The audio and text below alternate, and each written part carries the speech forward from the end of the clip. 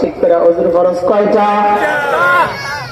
1 number, 2 number, 3 number, 4 number. আচ্ছা, এই যে 4টা ফরজ আদায় করছি, এর আগে কিছু করি? কি করি?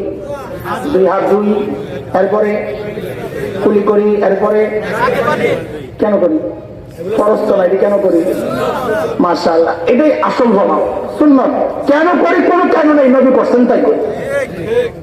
কিন্তু ইমাম গাযালি, শাহ ওয়ালিউল্লাহ মুহাদ্দিস দেহলভী, এরকম বিচক্ষণ আলেমরা, মুহাক্কিক আলেমরা আমাদের প্রত্যেকটা ফরজ, প্রত্যেকটা ওয়াজিব, প্রত্যেকটা সুন্নতের কারণ বের করছেন তারা, যে এই আমলের এই কারণ।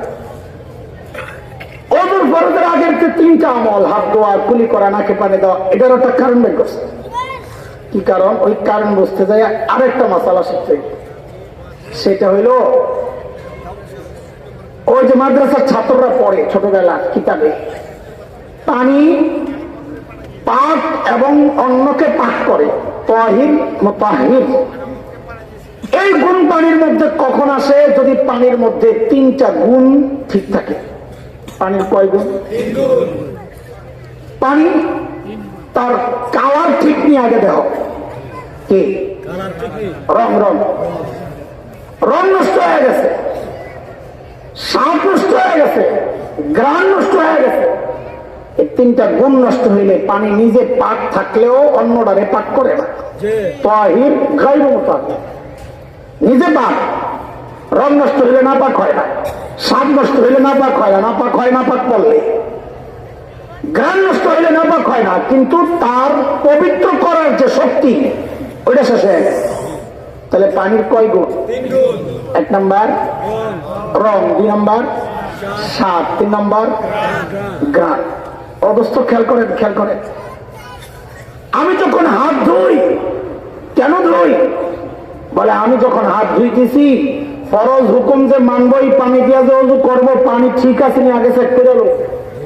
আমি যখন হাত ধুইতেছি তো পানির কালার চেক করতেছি, যেই দেখলাম কালার ওকে, এবার কুলি করে দেখতেছি স্বাদ ঠিক আছে কিনা।